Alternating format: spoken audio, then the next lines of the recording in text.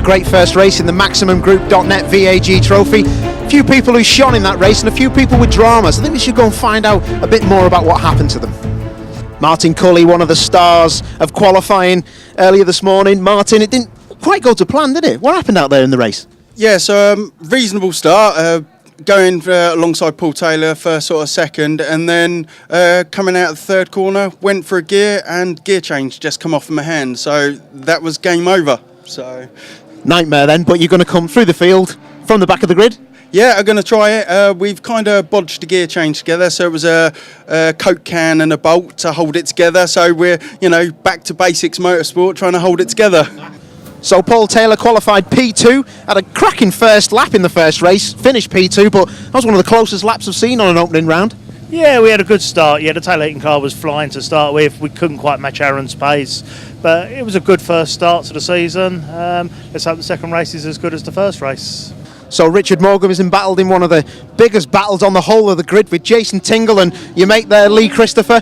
That was a massive battle, wasn't it? It was terrific fun. That's what makes racing as far as I'm concerned. Without battles like that, if you're just, it's better than winning in a way, because you're actually having a bit of a tussle and it just makes it interesting. It does, doesn't it? And how difficult was it to be behind Jason with his treaded tyres? He's a Class B car. Have you got to get past him early on in this race? That's got to be the way, but he does drive it so well, and he's sideways hit everywhere and things like that, but the only problem, he hasn't got good brakes, and so he starts stopping so early. 2 or 3 times I was going to run straight at the back of him, but it's good fun. We didn't touch, so it was the most enjoyable race. Hopefully this one will be equally as good. Race 2 is about to get underway and it's completely dry now, so is it going to favour the slick-shod cars of Class A or the treaded cars of Class B? Ben's got the grid, over to him. Thanks very much, Paul. Well, it is still very chilly here at Snetterton, and therefore getting the heat into the slicks could be a factor. Front row of the grid then, Aaron Mason and Paul Taylor. Then it's Paul Evans and Jason Tingle, the drivers lining up as they finished race 1. Watch Roy Allen from 7th, he rotated in race 1 and could recover. And Martin Cully with plenty to do from 16th, provided that his gear shift is now firmly fixed.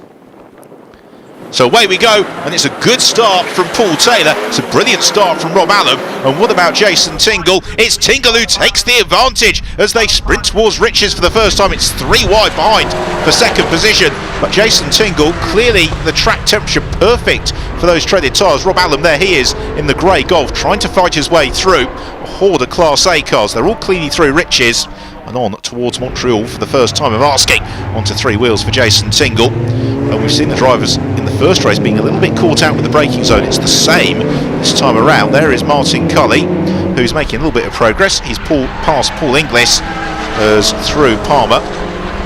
Field process as there is number 40 car of Simon Tomlinson, and Simon fighting well up the order as a challenge for the lead, and through slips Aaron Mason. So Mason takes the advantage into Agostini. Everybody else busy jostling for position as we're into the late afternoon. Now already the challenge starting for second place. Now how long can Tingle keep Paul Taylor at bay? Taylor in a new car of course for this season. We've seen him previously in the 4-wheel drive Golf, where it always used to go off the line very, very quickly and then begun to fade as the race went on. Well, he's equipped with the Seat this time around. It's not quite as quick off the line, but it's really suiting him in terms of race pace as he applies the pressure to Tingle. We've got a problem further back, and that is Christy Doran, who's just testing whether or not the Golf rally crosses. Should rejoin without too many problems. As onto 2 wheels, Paul Taylor takes a big bite out of the sausage curb and lands with a bump. I expect he'll have felt that one. Doesn't really slow him down too much as he sprints off in pursuit of Jason Tingle into Coram Curve, and Taylor asking all the right questions. Now can he force the move on Tingle into Morris? That's a lovely move from Taylor. Can he get it stopped? Indeed he does, and he snatches second place, and that's an unusual move here at Snetterton to go around the outside of the tighter Coram. Meanwhile Christy Doran is back up and running. So it is Aaron Mason who leads from Taylor, the pugnacious Tingle, and then it's Paul Evans next along from Richard Morgan. Tingle looks to tango with Taylor, can't quite do it into Riches as they head on towards the Montreal hairpin. Again, Paul Taylor just moves to the inside line. He's making Jason Tingle do this the hard way. I think the key is going to be, as Taylor gets some heat into the slick tyres, whether or not the treaded tyres on Tingle's car will really enable him to stay in touch with Taylor, and you can see that Taylor is struggling for grip. The car just moving a little bit sideways through Palmer. There's the second Class B runner, that's Rob Allam. He has got the bright orange machine of Lee Christopher behind him. So in to Agostini already. Aaron Mason out front has checked out in the Scirocco. There he is, long gone. A little bit wide there on the exit of Agostini for Paul Evans. I don't think that will affect the Scirocco, it just camouflages itself against the grass. As Taylor trying to ease away now from Jason Tingle. Oh, but that's a little bit offline there for Paul Taylor. Tingle a little bit tighter, might give him a bit better entry into Williams. So here's Rob Allam. Rob Allam doing his own version of the Jason Tingle race, which is a Class B car, keeping at bay a car from Class A. And Lee Christopher, you can see there, the numbers across the back of his car, going strongly. Well, it's now a replay of race 1 because Jason Tingle's been caught by Paul Evans and Richard Morgan. In race 1, Evans only really found a way through after Tingle slid wide. Rob Allam, likewise, was part of that group until he spun at Murray's, and therefore he's going to try and bring Lee Christopher up to this group. As they head out of the bomb hole in towards Coram Curve. It's just a short 15-minute sprint in the MaximumGroup.net VAG Trophy. And therefore, every lap really counts. And at the moment, Aaron Mason is certainly making them count, building a big advantage out over Paul Taylor. Meanwhile, here is Martin Cully. Well, it's not a gear selection issue that time, that's very much a throttle selection issue. As he gets back underway, we are into the last lap of the race, and what a battle for third place, because it's a 4-car train now that Rob Allam has been dispatched by Lee Christopher. And Jason Tingle moves to the inside line at Montreal. Can he get the car stopped and around the apex? Yes, he can. So he's got the 2 Sciroccos and a Golf hunting behind him as we are about to arrive into the left-hander at Palmer. Again, onto 3 wheels for Tingle.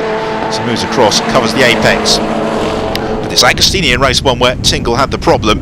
Meanwhile, good battle a little bit further back. That's Paul Inglis, who is just trying to withstand the pressure from Christy Duran as they fight over 15th place. And Tingle covers the inside line to Agostini. Now can he get it stopped for the apex and block out Evans? Indeed he can.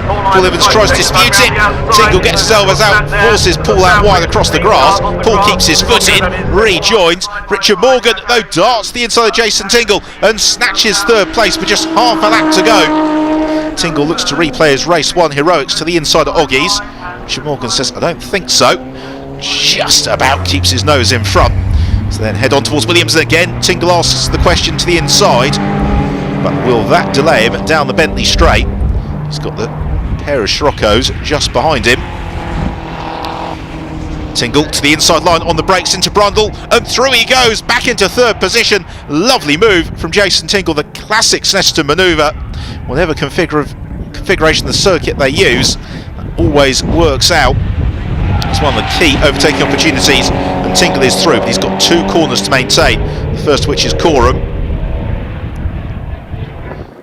Meanwhile, out front, taking the checker flag, Aaron Mason wins it, a good 20 seconds clear of Paul Taylor. Every single eyeball at Snetterton is watching this fight for third, because it has been quite something. Jason Tingle's had a great day in the MaximumGroup.net VAG Trophy, and he's going to hold on and take third place and victory in Class B as well.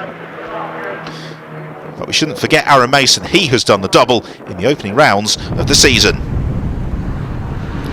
This sets us up very, very nicely for the rest of the campaign as we look at the results from race 2. Aaron Mason wins it, Paul Taylor in second, Tingler superb third and victorious in Class B from Evans, Morgan and Lee Christopher. Rob Allam once more second in Class B from Chris Moen, who completes the Class B rostrum.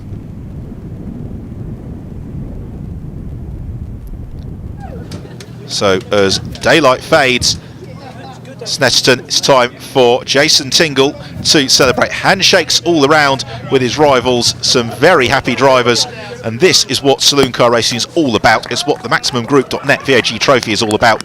Clean, close, competitive racing, no damage, no contact, just wheel-to-wheel action. So delight for Jason Tingle, 2 victories in Class B and 2 wins overall for Aaron Mason. So time for the photos and then the champagne. and the grid lines up to the top 10 of the previous race positions reversed. That means So Jason, that was another cracking race that, mate, but that start, what was all that about with your treaded tyres? You were right into the lead. I'm just wondering whether they cooled down a bit or weren't hot enough on the start. I seemed to just pull away straight away. I thought, this isn't right. Yeah, and then obviously I knew Mason would come through and Taylor, and my aim was to beat that Scirocco in that race. My aim was to come third, and I did. Two absolutely action-packed races here at Snetterton in the VAG Trophy. Next time we're at Brands, it's tight and twisty, and there'll be more action. See you soon.